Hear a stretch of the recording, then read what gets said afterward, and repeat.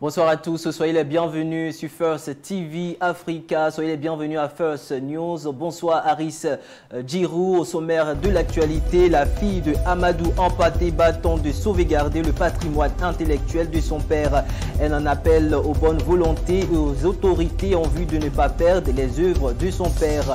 Au Burkina Faso, la société a décidé d'apporter sa pierre à l'édifice de la sécurité nationale en donnant des campagnes de sensibilisation et tente ainsi de lutter contre la radicalisation. Le général Khalifa Haftar et ses troupes armées ont donc pris possession du plus grand gisement pétrolier de la Libye. Ils envisagent relancer donc la production du pétrole après un moment d'inactivité. Voilà vos Aris Djirou pour le développement de ces titres. C'était à l'instant Romaric Blio pour le sommaire. Bonsoir à vous très chers téléspectateurs. Je suis très heureux de vous retrouver sur First TV Africa. Voici l'essentiel de l'actualité ivoirienne. La fondation Amadou Hampâté-Bâ tente de survivre tant bien que mal, gérée par la fille cadette de l'illustre Rokiatou Ba. Depuis 2002, seulement 1/5 des œuvres de l'illustre sont conservées avec de modestes moyens. Écoutons le propos de la fille du défenseur de la cause africaine. La cinquantaine, Rokiatou Ba, fille cadette de l'illustre Amadou Hampâté-Bâ, dirige la fondation qui porte le nom de son père depuis 2002.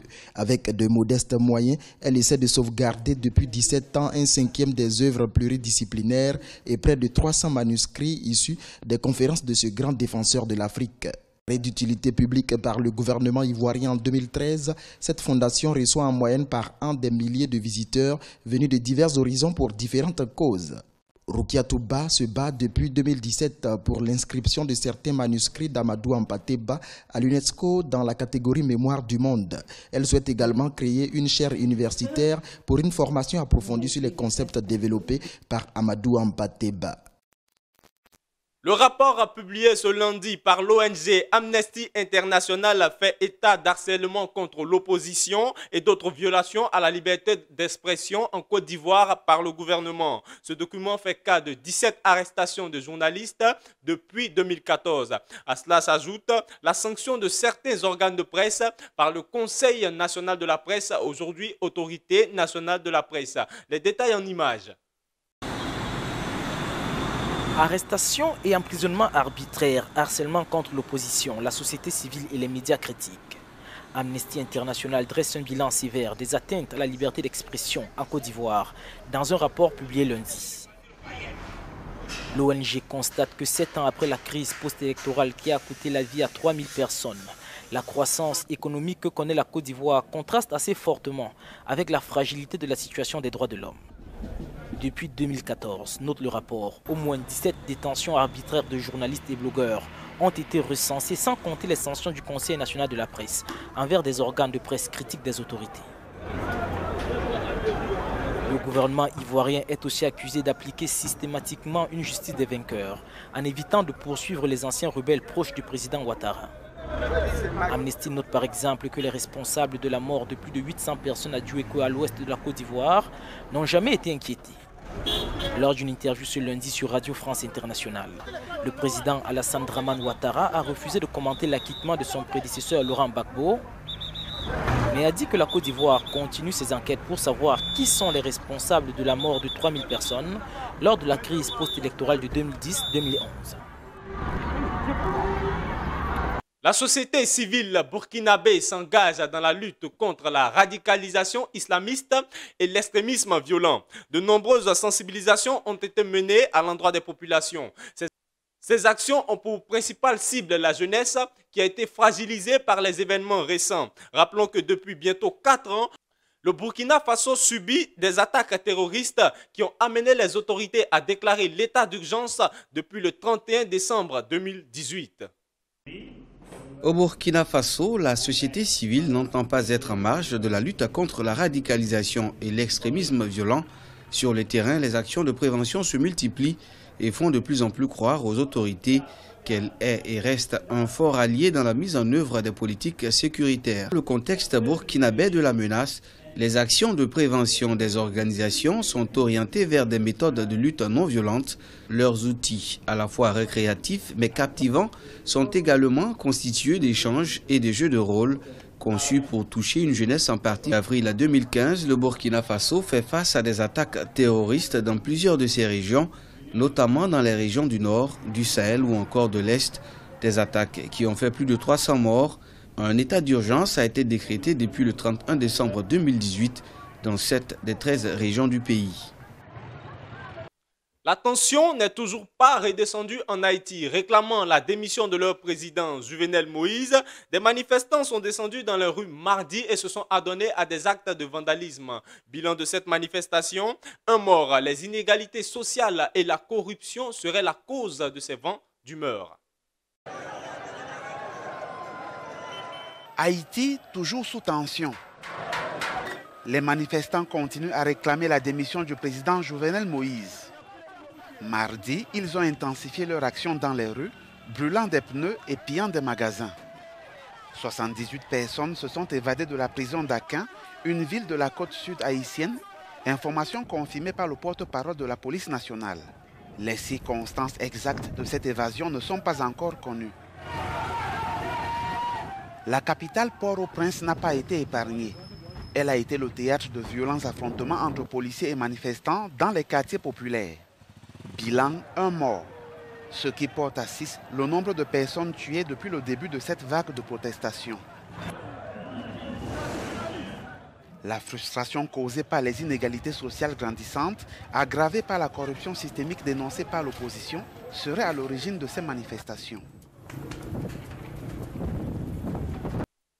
Une nouvelle vague de réfugiés a traversé le fleuve El Beït, la frontière naturelle entre le Nigeria et le Cameroun, pour échapper à Boko Haram. Ils ont fui le nord-est nigérian, contrôlé par la secte islamiste, après le départ des soldats qui en assuraient la protection. Ces 30 000 réfugiés viennent s'ajouter aux 9 000 qui étaient déplacés la semaine dernière. En 2 jours seulement, près de 30 000 personnes ont traversé le fleuve El Beït, frontière naturelle entre le Cameroun et le Nigeria, pour échapper aux atrocités de Boko Haram. Ils viennent de Ran, dans le nord-est du Nigeria, une ville désormais contrôlée par les djihadistes, après le départ des soldats camerounais et nigérians qui la protégeaient. Ces réfugiés viennent s'ajouter aux 9 000 autres qui les ont précédés la semaine dernière. Pour certains, c'est un voyage sans retour. L'État marocain mise sur l'agriculture par l'implémentation d'une politique agricole ambitieuse. Le plan Maroc vert se concentre sur les exportations et le soutien de la petite agriculture. L'agriculture qui représente 20% du produit intérieur brut marocain et 40% de l'emploi total. Plus de détails dans ce récit.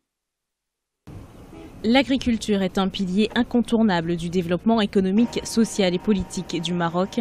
Le gouvernement le place au centre du développement national avec la mise en place d'une politique agricole ambitieuse, notamment à travers le plan Maroc vert, lancé en 2008. Aujourd'hui, le secteur agricole fait partie des 3 meilleurs secteurs aujourd'hui qui vont rapporter au Maroc et qui vont le mettre en exergue. Donc oui, effectivement, il faut investir, mais il faut investir intelligemment, de façon à faire bénéficier non seulement le Maroc, mais les autres pays africains. Pour moderniser l'agriculture et développer les zones rurales, le plan Maroc vert se focalise sur l'exportation et le soutien de la petite agriculture. Il a pour ambition d'atteindre 3 objectifs en 2020, à savoir la création d'1,5 million d'emplois dans le secteur, le doublement du PIB et l'augmentation des revenus agricoles. Le PMV constitue une source d'inspiration de politique agricole pour plusieurs pays du continent africain, comme le Gabon ou le Sénégal, qui mettent en œuvre à leur tour des plans verts, en capitalisant sur l'expérience marocaine. Pourquoi un tel intérêt ? Sans doute en raison des réussites du PMV et du resserrement des liens politiques et économiques entre le Maroc et le reste du continent africain depuis quelques années, grâce à l'activisme de la diplomatie du royaume. Pour le Maroc, l'exploitation de l'agriculture est incontournable et participe au développement de ses relations avec le reste du continent. Le pays place l'agriculture parmi les secteurs stratégiques. Il représente aujourd'hui 20% du PIB, 40% de l'emploi total et assure un revenu direct ou indirect à 15 millions de personnes.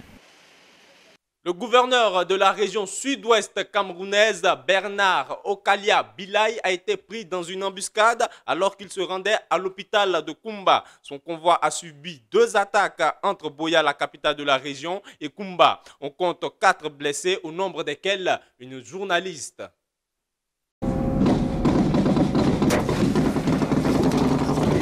Ce convoi criblé de balles est celui du gouverneur de la région du sud-ouest au Cameroun, Bernard Okalia Bilai. Cette embuscade est survenue alors qu'il se rendait à l'hôpital général de Kumba, qui avait été attaqué et incendié 24 heures plus tôt. Entre Buea, la capitale de la région, et Kumba, le convoi a été attaqué à 2 reprises, laissant au moins 4 blessés, dont une journaliste. Les électeurs du nord-est du Nigeria attendent énormément du vainqueur de l'élection du 16 février. La restauration de la paix dans la région est l'une de leurs priorités majeures. Mamadou Buhari et Atiko Boubacar, anciens vice-présidents, sont selon les analystes les 2 favoris de ce scrutin à venir. À Maïdougouri, dans le nord-est du Nigeria, les déplacés internes attendent beaucoup du grand vainqueur du scrutin du 16 février. Leur priorité, l'éducation de leurs enfants, mais surtout la restauration de la paix dans cette partie du pays, fief de la secte islamiste Boko Haram. Muhammadu Buhari et l'ancien vice-président Atiku Abubakar sont les 2 principales têtes d'affiche de la présidentielle de samedi selon les analystes. Maïdougouri, capitale de l'état de Borno, est le principal point de chute des déplacés internes nigérians, victimes de l'insurrection de Boko Haram depuis 2009. L'héritage de l'ancien leader du mouvement anti-apartheid est exposé en ce moment même à Londres.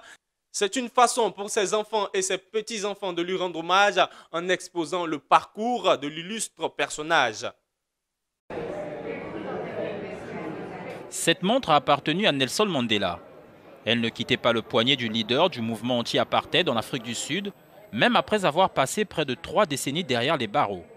L'objet, ainsi que de nombreux autres ayant appartenu à Madiba, font l'objet d'une exposition à Londres. Une exposition qui retrace la vie et l'héritage de l'ancien président, son éducation dans la campagne du Cap oriental en tant que fils d'un chef, son incarcération de 27 ans et la fin de l'apartheid quand il est devenu le premier président noir sud-africain en 1994 avant de mourir en 2013 à l'âge de 95 ans.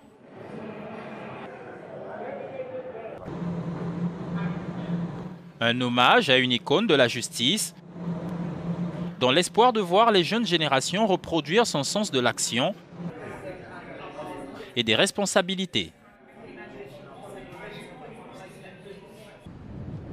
Londres est la première ville à accueillir l'exposition officielle avant qu'elle ne soit installée de façon permanente dans le lieu de naissance de celui qu'on appelait Madiba, Vezo.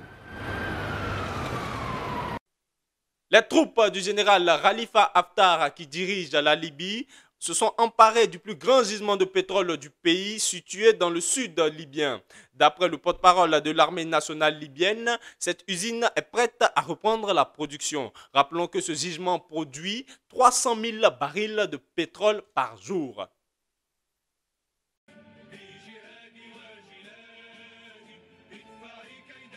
Les forces fidèles au dirigeant libyen Khalifa Haftar, qui contrôle l'est du pays, se sont emparées de Sarara, le plus grand gisement de pétrole du pays, situé dans le sud-ouest de la Libye.